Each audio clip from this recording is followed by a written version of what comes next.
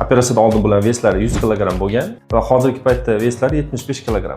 Operatsiyadan oldingi va operatsiyadan keyingi o'zingizni taassurotlaringizni kuzatuvchilarga aytib bersangiz.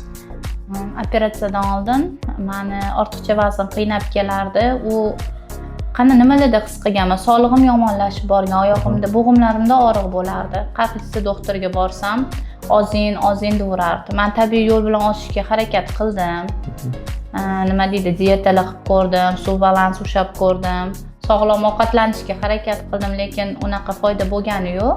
Keyin oxiriga qaror qilib, qo'rquv bilan keldim operatsiyaga, lekin bekor qo'rqqan ekanman. Hammasi yaxshi o'tdi.